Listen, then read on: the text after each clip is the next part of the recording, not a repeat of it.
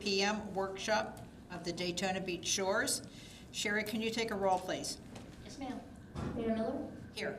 Vice Mayor Politis? Here. Commissioner Bryan? Here. Commissioner Conmos? Here. Commissioner Lindo? Here. Thank you. Okay, our new business today is the discussion on Port Orange wholesale agreement for our sewer rates. And City Manager, do we have someone here today that you'd like to introduce to us, or do you want to start?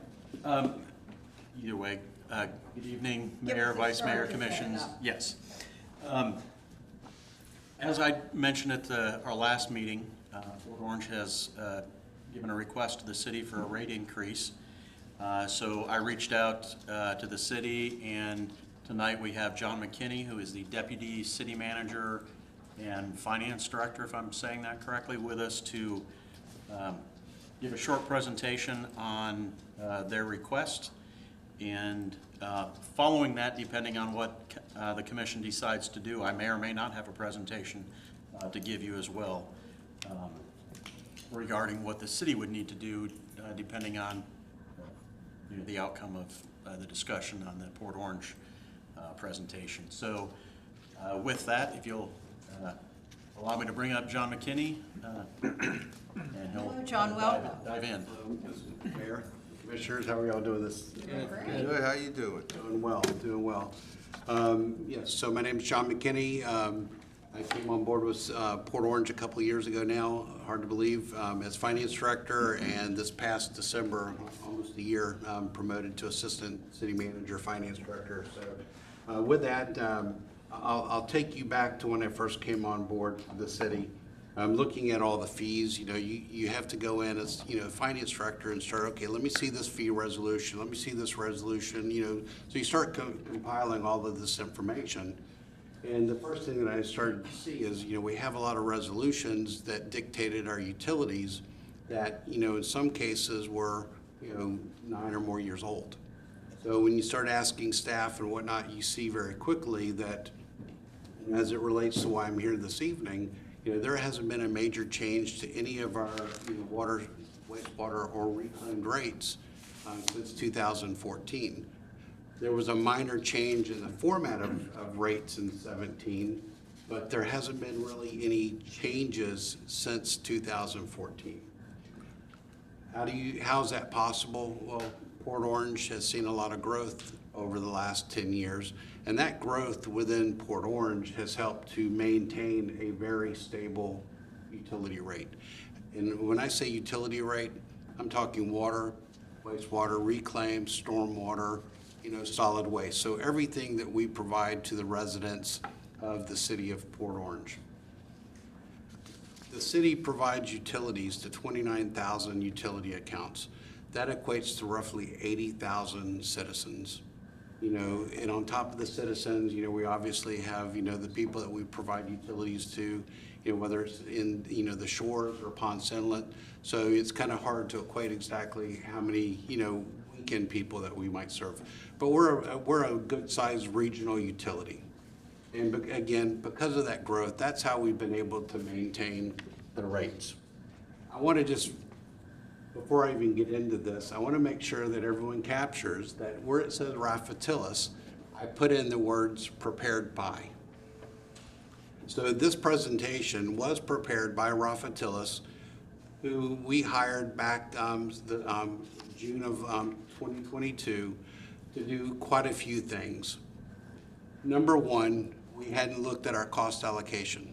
So, obviously, the city has, various enterprise funds on top of the general fund. So before we could even look at the rate studies, we had to look at the cost allocation to make sure that all of our utilities were paying their fair share to the general fund, risk management, et cetera. So that's what we had to do first off.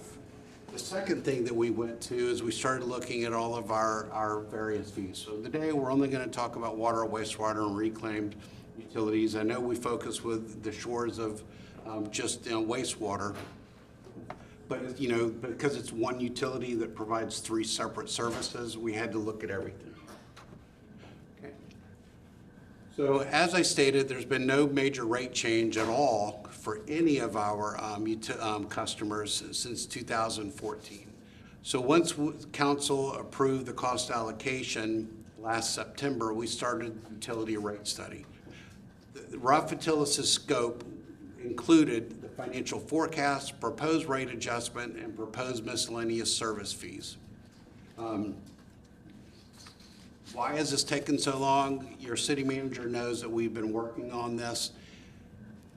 Through September of last year, it was so complex. We did not get the final report from them until the end of July. So by the time we started, being able to dive in and start making questions to them, there was just no way that we could comply with the current July 1st notice to y'all, and we'll go through that here shortly. With that said, we've still been making tweaks that I just got another draft to the final proposal, which doesn't affect the fees, just last week. So we're still making changes as we go before our city council, which will be the first meeting in December at this point for adoption of the fees. So Rafatillis had to go through, we asked them to do a 5-year study, which went through all of the water, wastewater, and reclaim systems from back 1 year to fiscal year 2022 and make a projection through 2027. They took a look at our historical expenditures, trends, and other data that we were able to provide. And then based on what our projections were for salaries, for benefits, for cost of doing construction projects, for current contracts, for chemicals, et cetera, they were able to put together the projected revenues and revenue requirements to fund that. I always say, when you get into the, when you talk about an annual budget, you have ratepayers and you have taxpayers.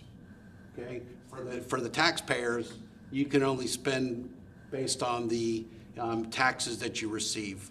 When it comes to ratepayers, you charge whatever the fees have to be in order to cover your expenses. So it's two different philosophies. So that's where they had to develop the funding strategy for the capital improvement plan. Then we had to look and evaluate our cash reserves and financial performance requirements so that when we go to look at building, enhancing our wastewater treatment facilities, that we had the appropriate reserves, because I can tell you today, this gadget right here is going to be $100, but when I put it out to bid, it's going to be $120, and probably before it's over with, we'll probably get another cost escalation, and they're going to ask for another $1 or $2. So, right now everything's very volatile. And then we also have to make sure that, just like everyone, we have debt, and we have to make sure that on top of, our operating expenses, our capital expenditures, we can still pay any and all debt requirements. Won't go into this, but, we also had to look at to make sure that we were in compliance with all our debt instruments, to make sure we had the appropriate coverages. And then more importantly, we had to update any of our impact fees in just as long, actually longer. So that's another thing that was looked at was our water and wastewater impact fees on top of our police, which we just added. We never had police impact fees, updated our fire impact fees, transportation, and park impact fees. So this has been a very long year working with Rafatillis on all of these items. John, can I ask you, what type of company is Rafatillis? Do they do strictly wastewater and those kind of studies, or what else do they do? They can do everything. They can. They did our stormwater, all of our impact fees. They can do solid waste. They did not do solid waste because we just had that done a couple of years ago. They can do various things if you're looking to do non-ad valorem assessment for fire services, transport, street lighting, everything. They can pretty much do everything. It's an old firm, or I'll get it wrong. It was PFMA. That sounds right. Yeah, so Rafatillis, so Henry Thomas is who the consultant was. He used to be on his own, and the company was bought out by Rafatillis. So pretty much in this region, Rafatillis and another company called Stantec are your two predominant companies that provide the services, regarding municipal fees. There's others out there, but they're the predominant two. They're out of Maitland? Yes, ma'am. They're a nationwide firm, but the firm that the branch that we use was Maitland. And they started this study in 2022, did you say? Yes, ma'am. Yep. Thank you. So we had to go in and look at what our existing rates were, the revenues that were being provided, and what the revenue growth was, and we'll get in that here. We have a nice little slide that shows that. More importantly, as it revolves, y'all, we also had to make sure that we can take care of the capital improvement plan. The current cost, we need to do a major enhancement to the wastewater treatment facility, and that's going to be between $75 to $90 million. So that obviously is directly related to services that we provide you, but that's basically an entire plant redo. Just to give you an idea, we had to put in a backup generator, and that's going to be over $5 million. So I like the analogy our city manager utilizes. Go to Home Depot, go down the generator aisle, but buy 1,000 of them. That's how big the generator is. I mean, it is basically, take the biggest train car from a railroad, and that's how big that generator is. Okay. So as we look at this slide, basically this is based on our current rates. The blue line, that's where the revenues need to be in order to sustain operation, because that's our expenses. And you can see that our revenues on our current rates could not cover our upcoming expenditures. I can tell you that where we have, due to COVID, where we have not had to raise rates in the last few years, is directly attributed to, in some cases, not completing some of our capital improvement projects. So those revenues that we've had, we've been able to use that to sustain operations. And on that, we've also not issued any debt now since 2016. So this would be, we're looking at here in the next 6 months, our first debt issuance to the Water Wastewater Fund in quite a few years. So you can see on the wastewater side, again, we're not covering our cost with the revenues coming in from the system. What are our biggest issues? It's the same issues that I'm assuming are affecting the shores. Inflationary. Last year we had inflation was 9.1%. This year, based on our index, it was 4.1. Just on the date that we pulled it. So that's unheard of. I've been doing this for a few years, and I've never seen inflation at the rates just like y'all that in the last 25 years that I've been in municipal finance. Increases to annual transfers, indirect cost allocation, and pilot. Those are existing fees. No new fees were created in anything that we did. So in no way, shape, or form have we taken any additional revenues from any of our utility operations to fund anything within the general fund or any other fund. And then we have to make sure, as we are looking to issue anywhere between $75 and $90 million in debt, we have to make sure that the rates can sustain those future debt service payments. Okay. So here's where we are. This here is what it relates to our municipal customers. Okay. So for the next 4 years, going into effect January 1st, we will see a 2.75% increase in our water rates, a 5.75% increase in our wastewater rates, and a 4.25% in our reclaim system rates. We will be implementing those rates on January 1st of every year. The reason for that is twofold. Taxes, council, approves tax increases or, whatnot. I've never seen a tax increase, but let's just assume they approve the budget, and that occurs in October. We're already increasing our solid waste rates, on October 1st, and our stormwater rates October 1st. So we pushed the water, wastewater, and reclaim rate increases to January 1st. Gives a little bit of a break. As it relates to Daytona Beach Shores, this is what the recommended rates are to be for the next 4 years. So effective January 1st, Bless you. 2024, going to from $3.46 to $4.05, 2025, $4.28, 2026, $4.53, and 2027, $4.90. I apologize for missing a zero. All of these rates are per 1,000 gallons. The current rate of $3.46 per 1,000 gallons was approved by Port Orange City Council on January 20th of 2015 by Resolution 14-82. So it's easy to say that by the time we send this to you, there will have been no rate increases to the citizens of the shores from the city of Port Orange in almost 9 years.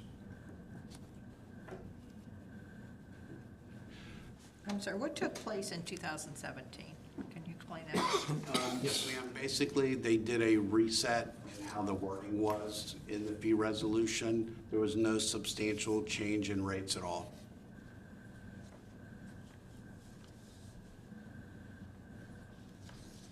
Do you want to take questions as you're going along, or you want to wait till the end? I can do it however you please, sir. Well, I have a question, because you're using 4.5% projected inflation. The Fed is shooting for 2%, and yet the rate adjustments for us over the next 4 years are 40%, which is 10%, which is way above inflation that you're projecting or that the Fed is in. Can you tell me why we should be singled out for a 40% increase over 4 years?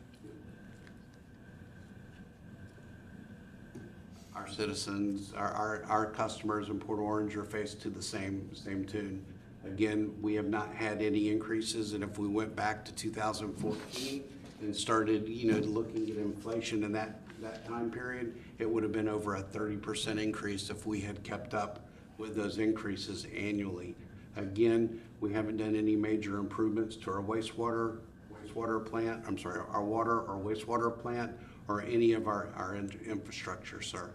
So, at this point in time, if we don't, like right now, we've got the state appropriations for a water and wastewater lines across the river of $5 million. That's not even gonna be anywhere near what it will actually cost to complete it.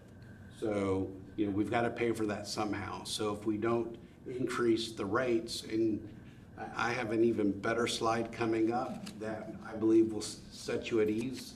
I know it doesn't maybe sit well, but I can tell you that I live in a municipality that keeps up with the rates. If I do a dollar for dollar comparison, my utility rate in Port Orange would be just under $80, and I pay $146 a month. So, and that's apples to apples. So I was just using your figures. I understand. Rate adjustment identified and what we're getting. So the two don't seem to jive. I'll be more Rate than happy adjustments to on- provide a rebuttal to that through the rate consultant, through your city manager. These are not rates that me personally sit down and design. That is completed by a rate consultant. But I have no problem, Commissioner, providing that response to you. So John, in effect, will, if this goes through and it gets approved for Daytona Beach Shores, would our residential customers be paying fairly similar or comparable to what a Port Orange customer? Absolutely, absolutely. We must charge you the same basic rates that our citizens pay. You have a wholesale rate versus we have a retail rate to our customers. So you're actually getting a little bit of a discount because it's wholesale. We're not reading all the, individual meters, et cetera. We're just selling you a service. And do you take care of Wilbur and Ponce as well? Yes and yes. Wilbur is unincorporated Volusia, and we provide services to them and also to Ponce Inlet. In fact, we read the majority of the meters south of here. Okay, great, thank you. Well, is the rate for Daytona Beach Shores going to be the same as Port Orange? Again, the answer to that should be yes. I will confirm that with. I thought you just said that, yeah. If it is, then I don't have a problem with it, but if I was wondering As whether I we stated, your rate, because your wholesale should be less. So I will confirm that again through Mr. Thomas with Rafa Tillis. Okay. Okay, Excuse me, you keep mentioning wholesale, but to compare apples to apples, it's the rate that the customer pays. So the easiest way I can say it is I have 29,000 meters. Okay? You have one master meter. So we read a meter that's looking at the flow that's going across the river into our system. So I go in and read one meter. and then we divide it down in the bill. Correct. I read 29,000 meters on the I other understand, side. I understand. So that's the retail customer. I was just saying to compare apples to apples, then we add on top of that wholesale price That's correct. is what the customer pays, which is apples to apples to what, Port Orange customers. Yes, and I am unfamiliar with what the rates are that you charge your customers. As low as possible. Yeah. No, I get it. City manager, you want to go over what we, If you don't mind, can we let Sure. him finish? And then I have a PowerPoint to follow that will kind of Okay. discuss what we do. Okay. Again, based on everything, and we have quite a few wholesale customers. We have major manufactured housing subdivisions that are a master meter. We have Daytona Beach Shores. We have, quite a few master meters, whether it's, water meter or a wastewater meter. We are, selling at a wholesale rate to numerous customers. All of the revenues, based on the projections that Rafa Tillis have provided, these new rates will sustain our operations for the next few years. One of the things I do want to point out is we will be doing a every other year review. We've locked in on a contract that will have Rafa Tillis doing this review every other year. So the maximum that I would want to sit there and say, hey, City of Daytona Beach Shores, with certainty I can say January 1st of '24, the rate will be $4.05. The rate of January 1st of '25 will be $4.28. But past that, there will be a review done between January 1st of '25 and January 1st of '26. Because again, I said this widget might be $100 a day, but in 2 years from now, this widget could be $140 or it could be $90. So by doing these, rate studies, we're making sure that they're going in and looking at what the current costs are for doing what our plans are.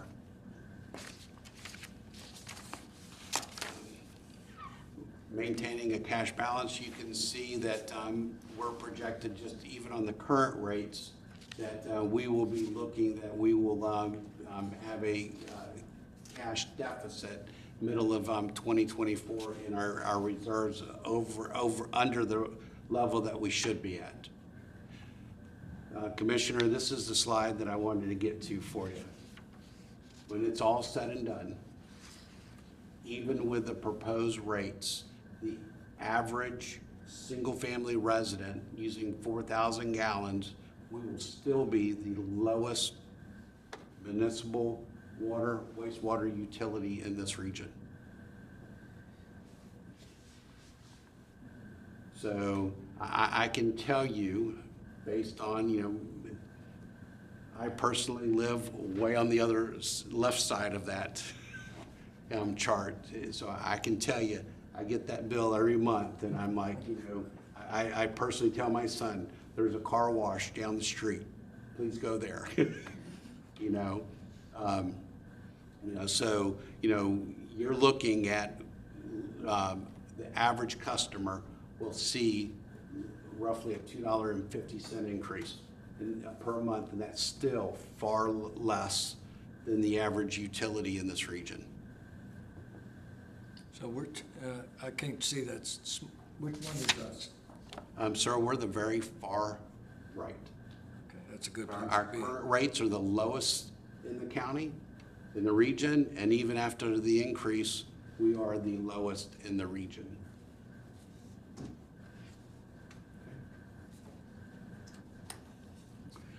So for us, our next steps are, as I stated when I first started, there's been a lot of changes in this process. It has to be done right.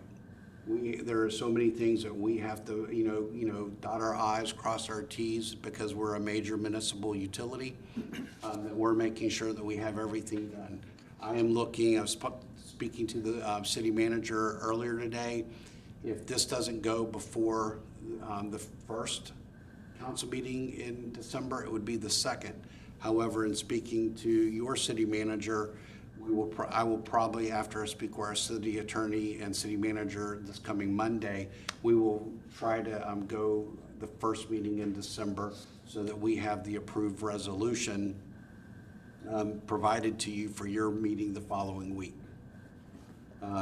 We will be putting in our utility bills all the appropriate notices, which would include the bill that y'all receive. That will be going out beginning November the 13th, I believe is that Monday.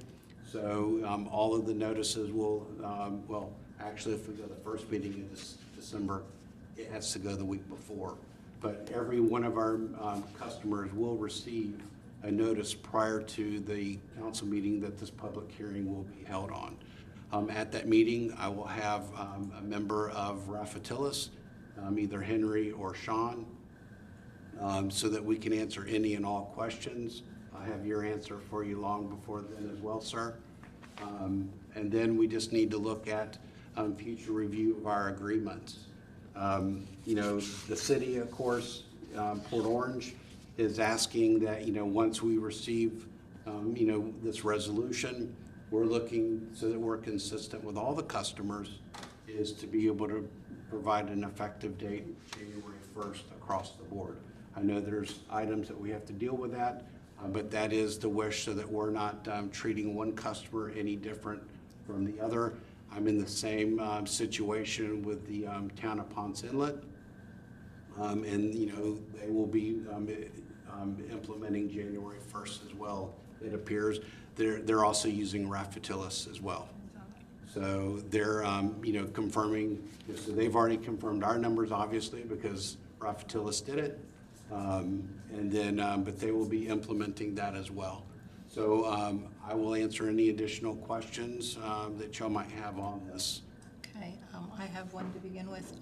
So tonight, we're going to discuss, that's the purpose of this workshop, because the date of the July 1st was missed.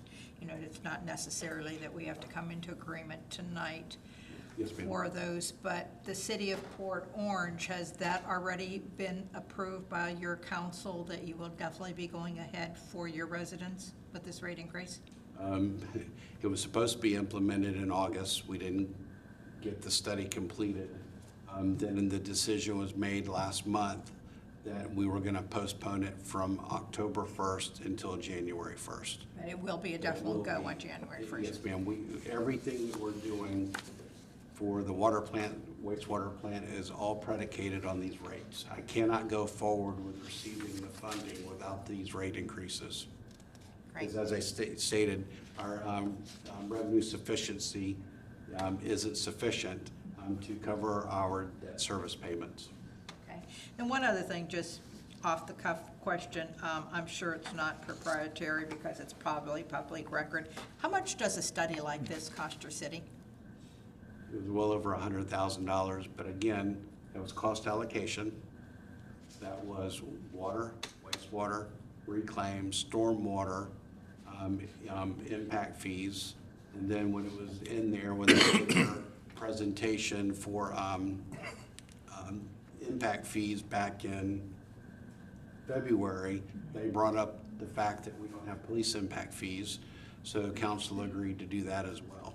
So I have no problem. I just didn't have time to do it today because your city manager asked that. I have no problem submitting the contract and the cost of it to you.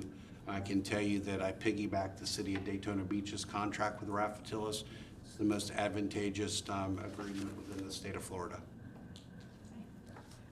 I don't have any questions. What other questions do we have for the assistant manager? Okay, Commissioner? Why are you at the far right? Why is Port Orange at the far right on that graph? We're efficient. We're economical. Can you be in a little more detail than Other than the City of Daytona Beach, What are we looking at here, Commissioner? Where are you talking about? There you go. Page 14? Yeah. Okay. so I have a little insight into this. Deltona's rates are the fact that in the last 20 years, they took over a private utility, are having to, make major infrastructure improvements, so therefore they have to pay for it. So that's Deltona. Orange City, I can't really answer that. As a finance director for Edgewater for 10 years, I can tell you that they built a plant in the early 2000s that was for a build out for 50 years. So they are, far and above plant capacity, so that has inherent cost to it. And then again, everything is based on economies of scale. I can tell you for every 1,000,000 gallons of water you treat, or, on both ends, it's not exponential. It's much more efficient to treat, the 70 million gallons a day that we see versus, 15, 20 million. So we have a lot more economies of scale than South Daytona, Holly Hill, Volusia County. They have a lot of package plants. They don't have big municipal plants. They have package plants scattered everywhere. Daytona Beach, I can make assumptions on that. I'm not, but the other thing that I can't say is how many people have higher cost allocation rates. As a city council or commission, you all have full authority to basically charge the utilities whatever you want.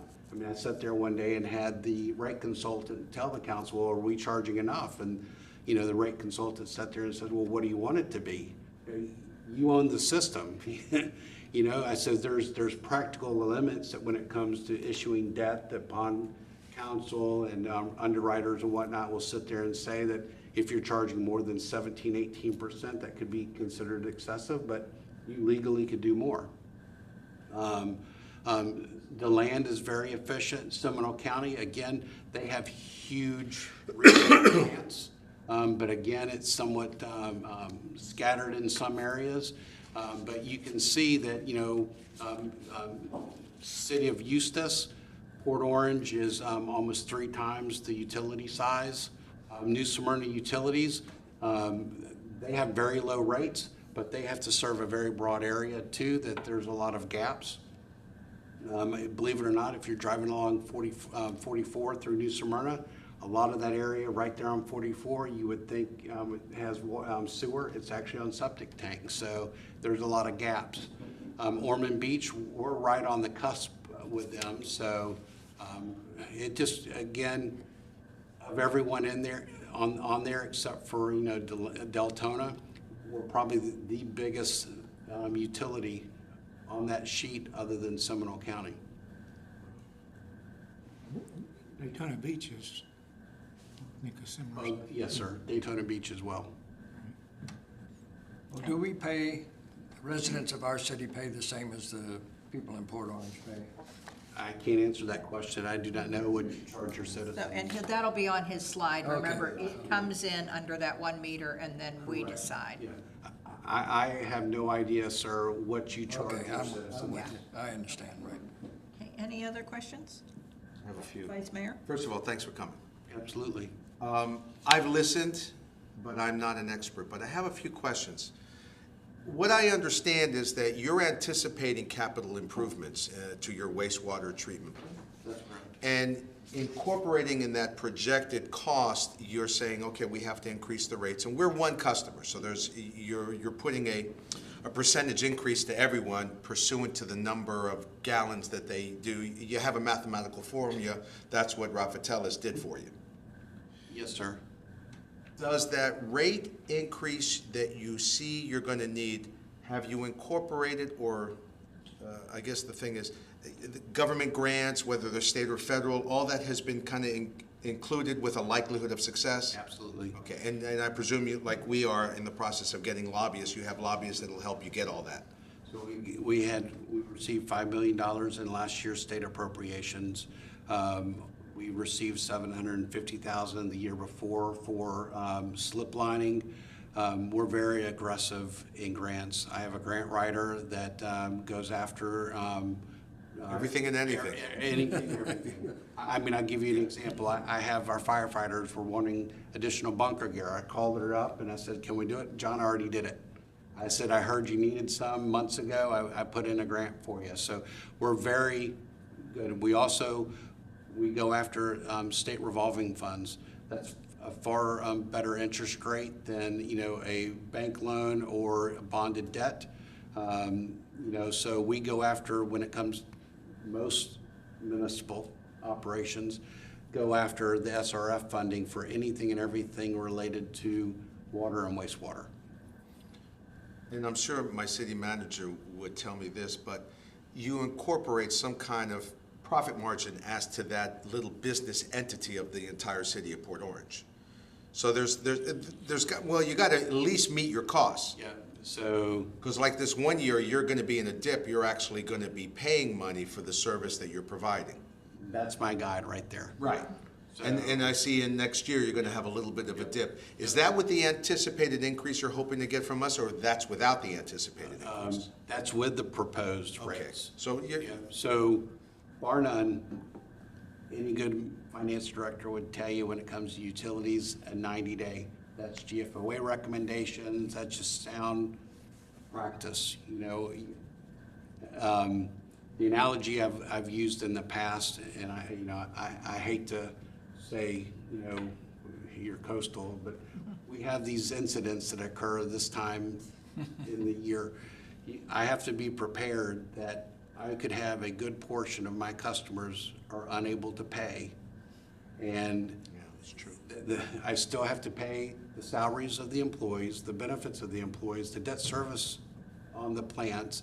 If I'm in the middle of a construction project, I still have to pay the contractors.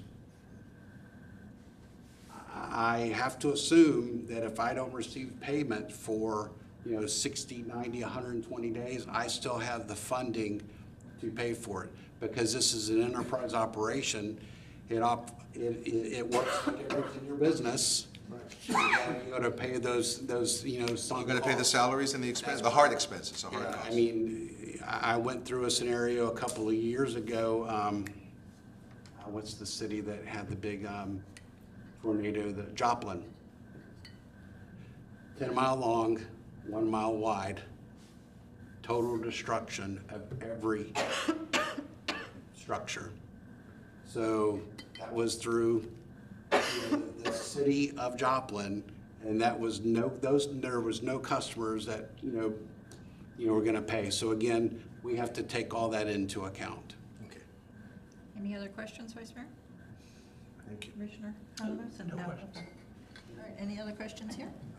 All right. City Manager, do you have any questions? I don't have any questions. I've been grilling Mr. McKinney for a while, but I'm going to come down. All right. City Manager, can you explain to me how this will affect? Is it half of our city that is on Daytona? I know we have sewer through Port Orange for all of our residents, but half of our city is on Daytona water. Is there a chance that the south side of the city would be paying more for their water, or will we charge everyone the same, or can you explain that to me? The water, as you're all aware, we actually have nothing to do with the water. However, it is possible because Thames North is handled by the city of Daytona Beach. They can charge one rate, and it probably is not going to be the same as what Port Orange, south of Thames, charges. But that's charging to the city, but. No, that's to the citizens for water. Okay. Now, we bill all of our citizens for the sewer. So, and we pay 1 per 1,000 gallon rate to Port Orange. So, and to just kind of clarify what we're asking you tonight is based on Port Orange request. They're requesting a change in rates January 1, 2024. There's certain things that would have to happen if the commission wants to go in that direction.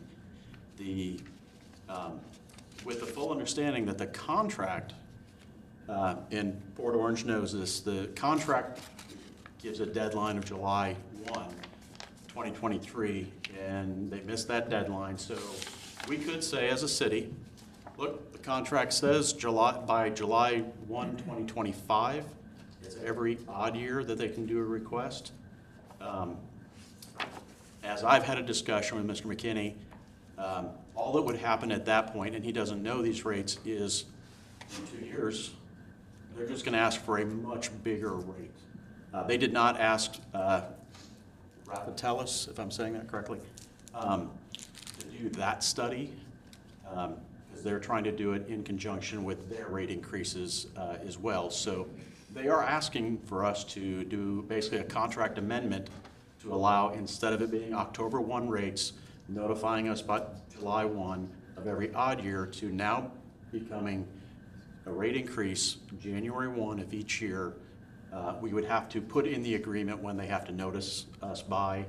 I'm hoping that's not October, because of the budget year and those constraints. So that's the big question tonight is the commission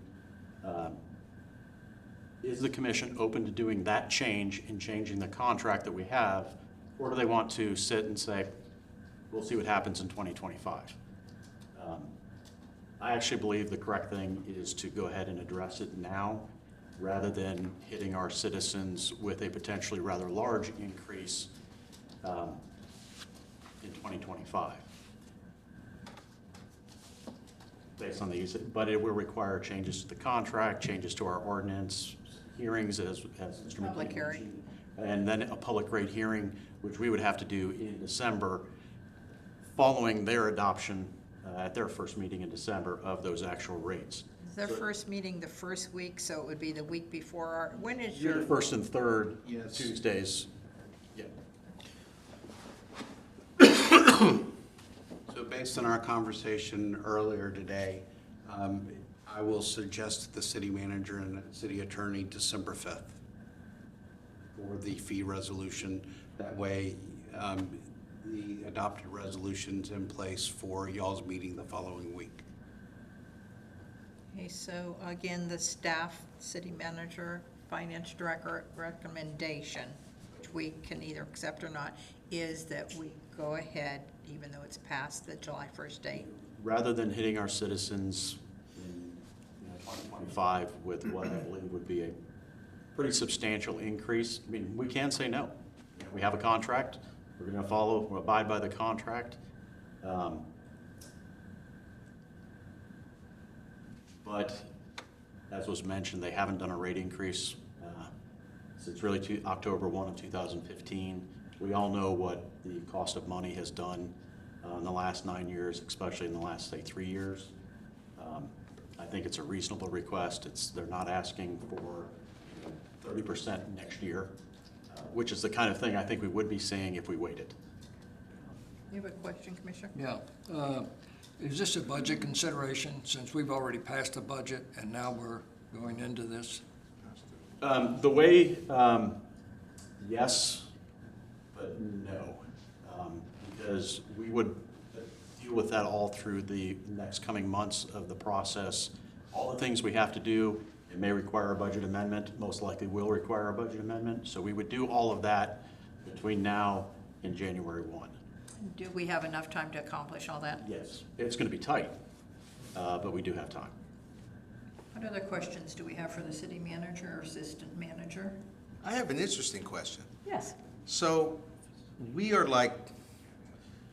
receive the service from the city of Port Orange. The city of Port Orange charges us, you pay like one big tap, let's say it's $100,000. If our individual residents, they receive the bill, whether they get the water from Daytona, and that's a separate bill, because I know, here's what I do. I get a separate bill for my water from the city of Daytona Beach, but they don't charge me for sewer and garbage, the city of Daytona Beach Shores does. But you subcontract it to the city of Port Orange. A portion of it. A portion of it, right, because you have another account with the garbage people. Well, even that, remember, we own the pipes and the lift stations and everything within our city for sewer. So while they charge us right now $3.46 per 1,000 gallons, we actually have other fees, and I'll get into that here in a little bit. Right, for the total fee that's charged to the consumer. Correct. If the consumer doesn't pay you, the resident, you still have to pay the city of Port Orange. So we as a city also have to take into consideration there are going to be some deficits or what I would call vacancies if you owned a big apartment building. Yes. You still got to pay all the things that come with that big building. Okay, that's just, And I have a question, I don't know for you or our finance manager, director. Do we have a lot of delinquent utility bills that we have to go after, or do we? We are very fortunate, yeah. That's what I thought. Knock on wood, no, we don't. we don't. That's what I thought, okay. So we don't really have to shut someone off and turn them back on. And that probably has a lot to do, well, a whole condo could go under, but I think most of the condos, they pay, again, the whole water of the whole condo. So they're paying you one bill. So I kind of didn't read these directly, but kind of hit on this slide. So do you want us, I know you had said, depending on if we give you consensus, we'll go on here. Do you want us to vote on that now, or how do you want to handle that? The slides I have going forward are really what it would be for like a single-family home and a condo example of just what the rates of what we would propose as a straight pass-through. So we have an ordinance that allows us to change our rates, what we charge directly to the customer, by CPI or 3%, or I think there's a third piece in there, which we adjusted our rates October 1. So basically what we're proposing is just a straight pass-through of the 59 cents, I think it is, per 1,000 gallons directly for the first year, to this end user. So it's a straight pass-through the first year. Following years, and this is why we would need to amend our ordinance, we would need to continue to do the CPI on our portion on top of what they're increasing. So we already did that October 1, so that's already in the rates that you'll see here. So does that? Yes, answer your question? so would we like to see this presentation before we made a final decision? Yeah, we're not Okay. gonna vote on anything anyway. I don't think we can, Consensus to go, Yeah, right. yes, we're not a vote, okay. So current rates, we have a base rate, which includes the first 3,000 gallons of $36.13. We charge a 50-cent admin fee per account, and so the total bill is $36.63. But then you'll see that per 1,000 gallons above 3,000, we charge another $12.05. So if they use 4,000 gallons, $36.63 plus $12.05. 5,000 gallons is $36.63 plus 2 times $12.05. So it just goes up incrementally. Is this a single-family home? This would be the equivalent of a single-family home. And the proposed rates, we take that base rate. What I did is the 3,000 gallons, the 59 cents, I took that times 3 and just added it to the base rate. So that first 3,000 gallons went up by $1.60. Kept the admin fee at 50 cents, totals $38.40. The new per thousand rate would be $12.64. So you see $38.40 from $36.63. If we look at a condominium, and this is an actual example from last month's bill. So their base rate, we charge, again, first 3,000 gallons, $36.13. The admin fee is per unit. So we charge them $50 instead of 50 cents like the single-family home. I'm sorry, what do you mean per unit? So they have 100 units in this. Yes, oh, okay, all right. And then if you take the 295,000 gallons that they actually consumed, minus the 3,000 gallons, because it's included in the minimum charge. So we billed them for 292,000 times the $12 $2.05 per thousand, gives you $3,518, for a total bill of $3,604.73. The new rates would take that to $3,778, or basically $174.05 per month, or $2,088.60 per year, assuming that they still use 295,000 gallons each month. That's the variable on the condos. I said last month, we don't really have a lot of snowbirds here, so some condos may have larger bills in those heavier months. So this, I just grabbed literally last month's bill. So in a condo that I think is lightly occupied right now. So in the heavier months, that usage is going to probably double during the snowbird season. So you can see what that impact would have on that. Now, future years, rate studies have been talked about. Ponce Inlet, for example, did a rate study.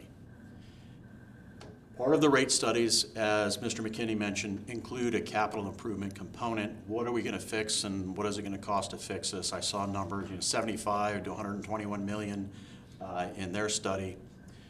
We're just doing a study this year. We haven't had one in quite some time, so we didn't have a backlog of projects. We know our sewer force mains are old, and we're going to the state about that project, but this year in the budget, you approved a capital improvement plan study to get us that information over this coming year. And then we'll have a better idea of what future rates may hold. So I'm not proposing any rates for the city other than the January 1 rate, because we're going to look at that study and see, what are our charges sufficient for that, or are they not? Do we need to amend something in next year's budget or through that budgetary cycle? So it is an unknown past year one. Does that, any questions on? Any questions on that, looking that over?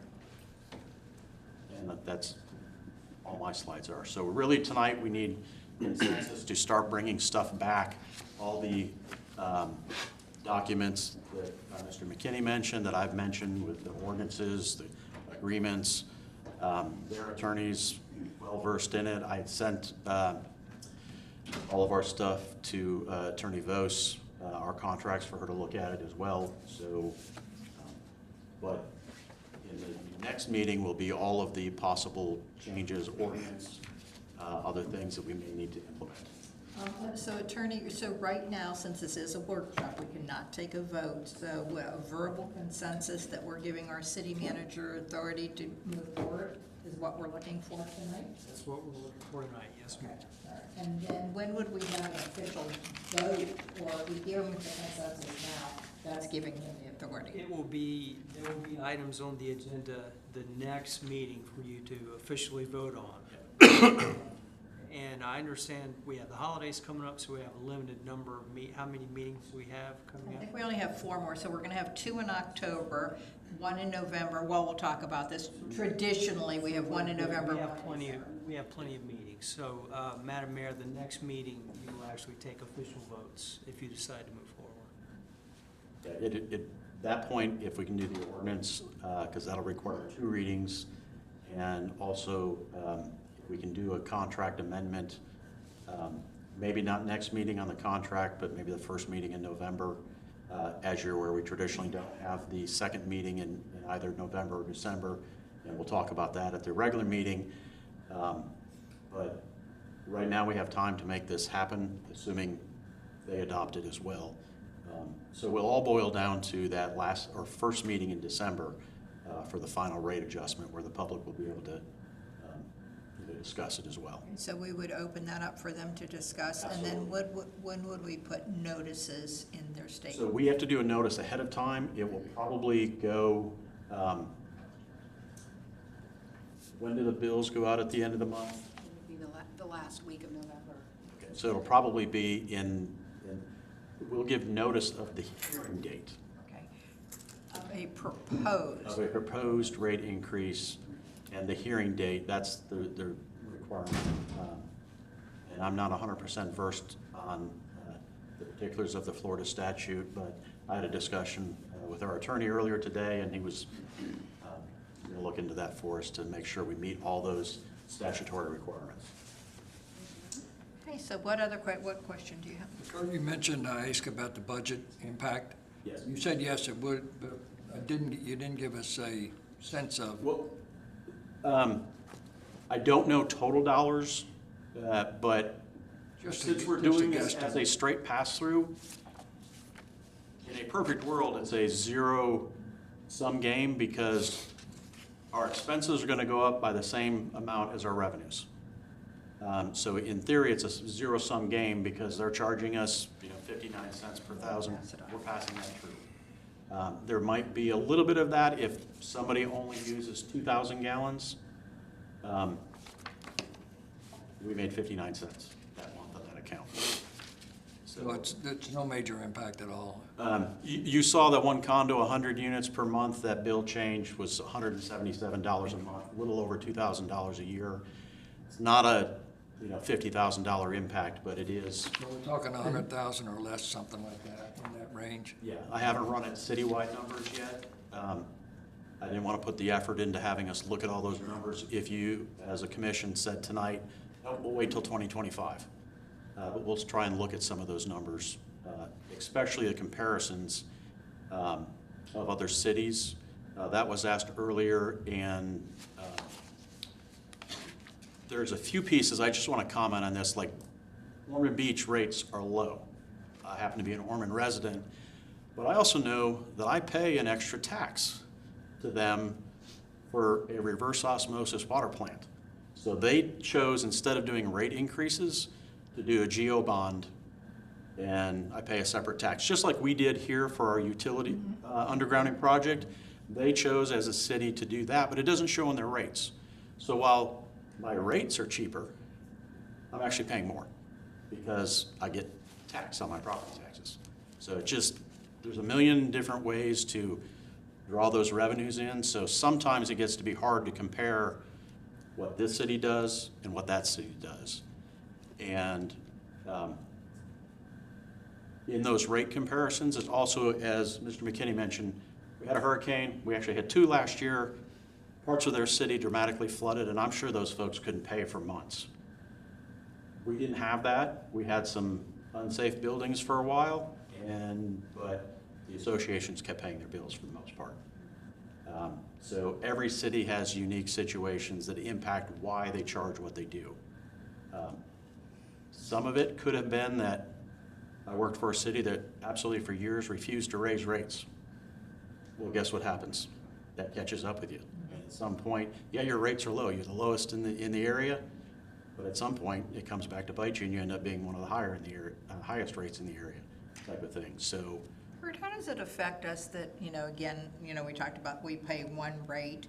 So something like the Lexington, do we have to subsidize that because we're not getting any money They back? get a minimum charge, and it's based on usage. So right now, they're with what I'm assuming should be zero usage, they're probably paying a minimum bill. Okay, we're still paying it. Yeah. I'm assuming they're still paying, yes. All right, In doing your matching revenues and costs, do you assume a certain amount of delinquencies? Budgetarily, yes, but I don't want to say it's an immaterial, but it's a pretty immaterial dollar amount that we're talking in delinquencies. It was a little bit higher through COVID, but prior to that, I want to say it was just a couple $1,000s per year. It's not. Percentage-wise, it's very small. Very small. I'd hate to ask what Port Orange's delinquency numbers are. Yeah. Is that public record, so you can? Yeah, it's absolutely, yeah. Council just approved it. Okay. Don't quote me, I could be off $1,000, but it was either $17,000 or $18,000. Still really not. It's not 29,000 customers times 12, and that was only for tenant-based, not owner-occupied. So unless an owner on an owner occupied, we have filed a utility lien, and we get it eventually. So that write-off is only for tenant-based. Okay. All right, any other questions, or are we at the point now that we can either say yay or nay to going forward? So can we define what we're saying yea or nay to? Okay, we're gonna In a give. broad sense. Okay, go over it again, that we will give you the authority to move forward with the steps that we need to put in place, which are, I think the consensus is just, okay, we're moving forward with their request, or we're denying their request. Be able to put it on the agenda. Yeah, and then that, exactly, yes, to put something formal on the agenda with all the details, with a contract amendment, the proposed ordinance changes that we need on our side, those don't impact Port Orange. So that's really the question is, option one, do nothing till 2025, or option two, agree to their change. January 1st. Any other option, to me, is really you're saying, I'm choosing option one, but we're willing to open to discussions between now and, so while I'm saying there's a third option, which is we're not going to accept their current rates, but we'll open negotiations with them on something, but I think you'll hear they're pretty set on their rates. And the only thing we do by delaying it is increase that margin. Okay, and need more time than accomplish this. I think you had did you have a comment? Well, if, say for instance, as a commission, we say no to this, and then 2025, the rates go up quite a bit, what alternatives do we have at that point None. after that? So who offers these services? Does Holly Hill, does South Daytona, does Daytona? Well, that's. We're connected to Port Orange, and that's it. Yeah, That's a very good point. That's why I'm saying it's, well, I never like rate increases. Well, I did when I was finance director, but being understanding that we haven't had one since 2015. It's a long time coming, and I think it's a reasonable request considering the economy of the last few years, and I think it's a reasonable request, and they're trying to give us, notice of how it's going to happen. It is a change to our contract, but I think it's a fair request. I've read the study, the whole thing. You got the short version of it. It's a pretty thorough study, and all the backup documentation that went up into it. Again, I think it's a reasonable request. So as city manager, I'm recommending that we work with Port Orange on this change. Mr. McKinney, have you gotten an answer yet from Ponce Inlet? Yes, ma'am. I've informed them when the rate increase resolution will go into effect. They will implement it 30 days after receipt of the official resolution.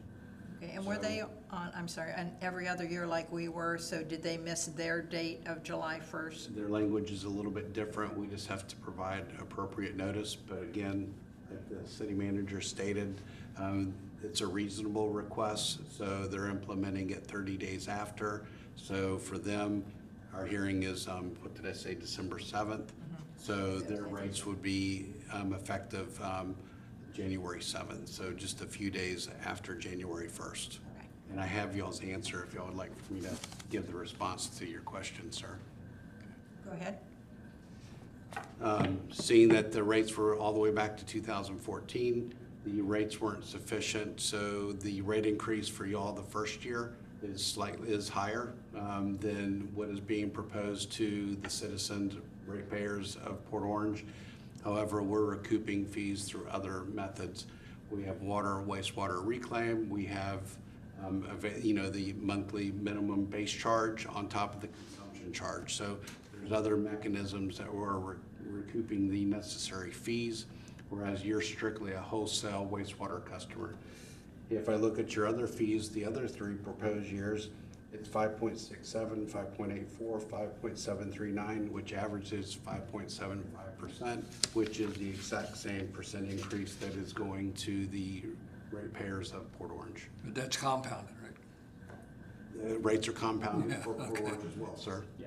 So it's Yeah, the so- second year, third year, and the fourth year, it's gonna be a lot more than 5. I'm not disagreeing with you, Okay. sir, but it. No, I'm just pointing that out. 5.75% increase year to year, not compound. Thank you for getting that answer so quickly. Not a problem.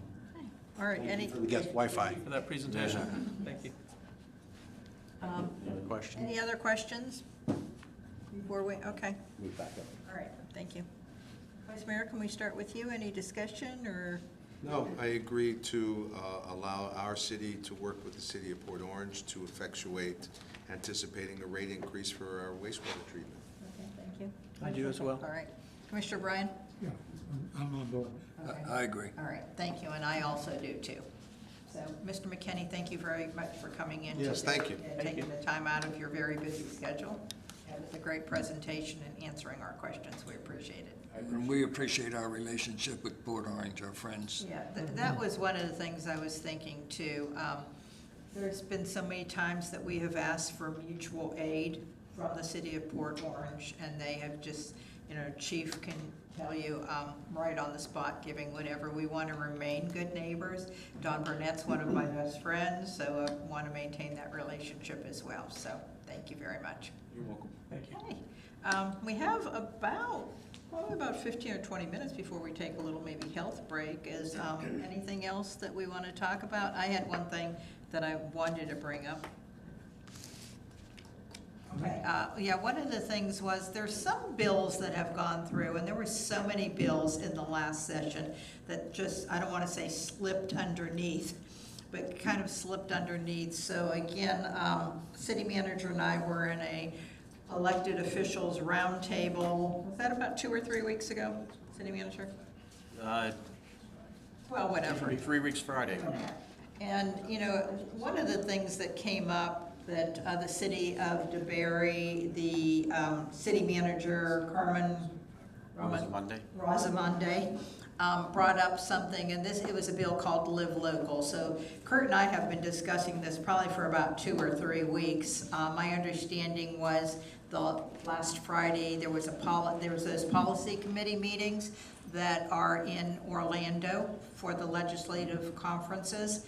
And one of them, he was the speaker at. Are you on the committee that he was the speaker? Yeah, he spoke, he had a slide presentation. Okay, yeah, so the city manager and I were well aware of that. I think it's going to have a minimal effect on Daytona Beach shores, but city manager, you want to tell us the possibility or like the Cliff Notes version of what the bill is? Yeah. And the effect on DeBerry and someone like Daytona compared to us, please? So, very high level in my brief understanding of the bill. Can I interrupt you that, the city manager and I did our due diligence, so we reached out to Rebecca, is it O'Hara? O'Hara, that is one of the attorneys for Florida League of Cities. She spoke with us for a while because they, believe it or not, were in support of the bill. So we wanted to find out why. Well, it has a little component of affordable housing. Yeah, it really So if you is could the, bring and this is why the league supported this, because they're for affordable housing in our state. But this is a bill with what I'll call the unintended consequences. And the way they did the formula, so there's 2 pieces to this. And I'll focus real quick on how it impacts Daytona Beach shores.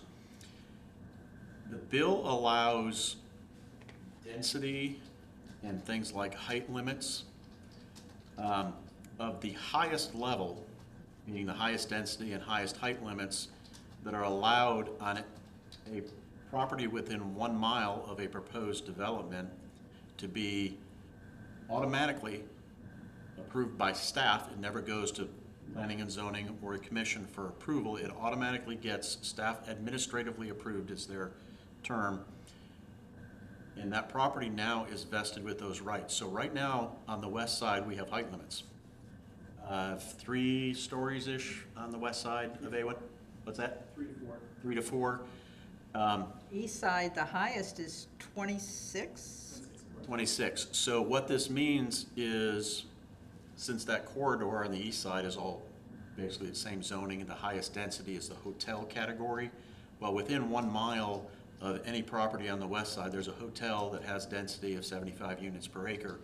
they automatically get to use that height limit and density on that property on the west side. So, and then there's a tax abatement or tax relief component to this. So it's without question. They just automatically are vested in those rights. All they have to do is send the city, my understanding right now administratively, they send a letter to the city and say, we're wanting to develop under Senate Bill 102, Live Local Act, and they are vested with those benefits. Be still my heart. Yes, so It's kinda scary. the next piece of this is there's a median income calculation that qualifies a parcel for affordable housing. So if the rent falls within the range, and I'll use DeBerry as an example. DeBerry has some brand-new apartment complexes that are not considered affordable housing, but based on their median income, these apartment complexes and their current existing rates that are market rates, the whole complex falls under affordable housing. They're not eligible for the tax abatement, but if someone builds right next to them and builds, basically call it the exact same complex, charges the same rates, they now get to say, oh, I built it under Senate Bill 102, and if they charge those rates for 40% of the units, I believe it is, they get 75% of their property taxes abated. If they go up to 60% of the units, it's 100% of their property taxes abated. This is real high level. There's a lot of intricacies in it, and I keep looking down at the attorney. He's shaking his head yes. So far, I'm doing good, I guess. Okay, Kurt, can you, the one little instance that somebody was going to build in DeBerry and pulled back, I think that's Yes. pertinent. So they had a multi-use, like retail, commercial, Bottom. mixed-use development that they had going in there, and they've already given notice that we're letting our PUD expire, and we are going to be building under the, so where DeBerry thought they were getting a great project with revenue through property taxes, now they're going to be getting an apartment complex that is called affordable housing and almost no property taxes. 25% or 0% on this. So it has the potential. The good news, I think, in my opinion, and what I've learned of the bill so far is for most of our properties, I look at those properties over in DeBerry, they build an apartment complex and they have these sprawling parking lots. You're not going to be able to do that in the shores. So what if you want to build an apartment complex here under those densities, so you're going to have to build a parking garage. Well, that's an added expense, a large expense compared to just throwing down some paving and some piping in that. So I don't, and Plus, our property values would be higher than yes, I property. think it's the land value and the quantity of land you can buy is cheaper in other places than our property is on the west side. But if somebody wants to come in and is okay building a parking garage and those kind of things, there's nothing we can do to stop it right now. Kurt, it sounds like the west side, those homes in the west side, the small homes just south of us or just north of us, would all be prime property for this then, right? It would be, yeah, somebody could come in and Come on. buy up a whole bunch of houses. Knock them down and, I'm hoping that those home values are higher than they could do that somewhere else where it's just vacant land. But this could have a big impact on development, not just in the shores, but in the area. And one of the things, and I was gonna, we're talking about it now, but at the delegation on the 24th, Carmen has asked the cities to stand with him in talking with our delegation. All of our representatives from Volusia County will be there, and the mayor is our kind of advocate, her role in that. I think it would be appropriate and kind of, I'm overstepping my bounds a little bit, but I think it's appropriate for the mayor, and I'll be in attendance, and I'd be more than happy to stand in support of Oh, absolutely. Carmen's request to the state to revisit Senate Bill 102. It's an uphill battle. The bill was sponsored by the Speaker? Was the Speaker of the House? The president. President, thank you, yeah, President of, Kathleen. yeah, Pasadena. Pasadena. So it was her bill, so, and the rumor is there's no changes allowed, but we're gonna ask anyways. They said we couldn't do turtles, any construction on the beach because of turtles after May 1st, but, you know, as a community, we kept the pressure up and they allowed it, so I'm hoping to see some changes on that. Does that kind of address everything, Madam Mayor? Yes, I think it does. I wanted to go over a couple other things, just to keep people updated. So Commissioner Bryan and I are both on policy committees, and what you do in a policy committee, there might be 8 to 10 items, and as a committee, you come to a consensus, what is the policy that you want to see going forward? So I'll speak for municipal administration, and then I'll give you a minute to pick on yours. So the one that we spoke on was adding additional incentives to our public safety departments for retention and hiring. So, you know, I spoke up on that. I mean, some of them were redacting the city clerk's address, and I can't even think of what some of the others were, but, you know, I just felt like this was the most universal, that everyone in the state of Florida, every city, every municipality is having that same problem. So that was our number one. When you read it over, and I had the chief read it over, and they had talked about state agencies, and I said, you know, this is the Florida League of Cities, and they were just putting those in there for comparison. So if that's the one that we back and we go forward, it will only be for cities and municipalities to either get special education, funding, whatever they're gonna talk about. The second thing that we had for the 7th year in a row that did not pass is short-term rentals. So we're gonna try and bring that forward for the 7th year. But anyway, can you give us a quick overview of what you selected as your main? Well, the Live Local Act was one of the items that were discussed, and Carmen gave a PowerPoint presentation. A related bill, in the sense of a potential harm, is a building that's declared unsafe can get to the point where they can tear it down and build it back without any real restrictions. So both of those were, that one is not a law. The 102 is actually passed and is a law now.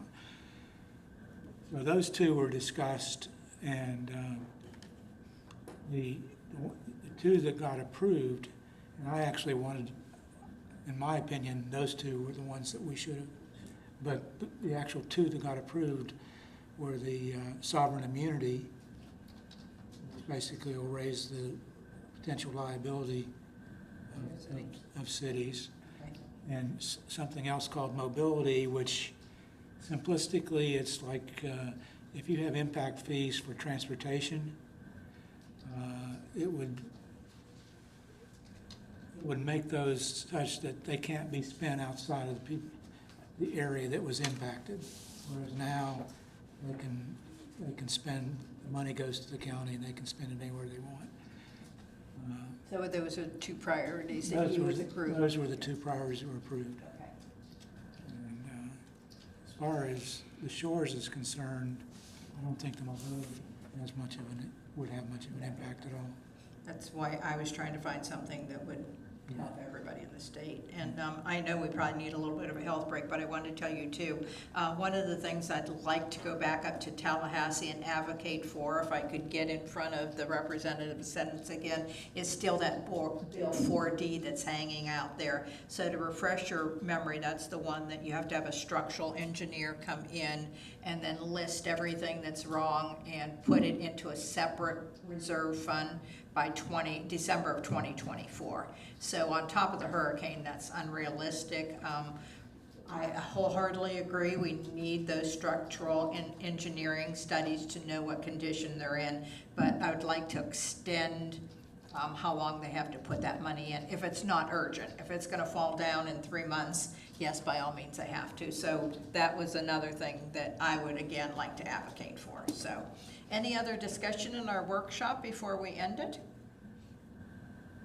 Anything else? Okay, so now we have about 10-minute health break, and we'll see you back at 6 o'clock. Thank you so much for coming today. Meeting is adjourned.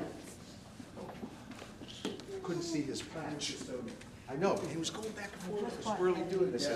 Something's not right. These are Bruno, Mark. Oh, okay, no, okay. You know who wore, As far as the you potential. remember that blank? No, yeah, okay. That was one of the two, with the footprints they found there. Never had a pair of those ugly ass shoes. See yours, he's like, Those ugly ass shoes, and then there was a picture of him after one of the shoes once he was monitored. Oh, that's fine. Yeah, oh, I like them. Yeah, I think I have black ones too, so Okay, I okay. get to happen in January. You're kidding. Okay. There's a lot of Everywhere, now when we go up to Tallahassee with all the young guys, we always see them up there. shoes that a lot of cities don't have. Do you ever see anyone wear them with no socks? No, not this the one, but like those boots and stuff, but, yeah, so no, I'll wear no socks with white boots. Oh, yeah, yeah, but no, Not it was these. similar to those. They had my earrings, do not, I forgot my earrings, do not forget. More to I said pick out.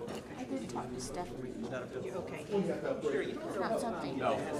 They would get it. You did not. I was wondering. Yeah, I It's more appreciate it. like. yeah, I did. I he looked. was off on the, The stuff was. say that yeah, 4.79 is, yeah. I never mentioned it. it's okay. If you get it wrong, you get sued. Angie, You done? I was gonna say, I like Yeah, no, I turned it off right away. You know what I'm saying? Considered. It's a good thing. 90,000. That's, Is the 90,000 is what house. We were talking. Most families don't make 90,000. They tell me, where's they do? Need more water?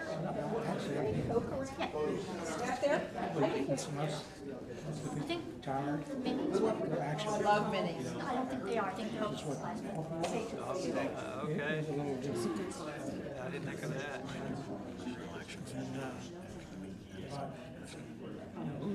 yeah, they talk, we're talking about.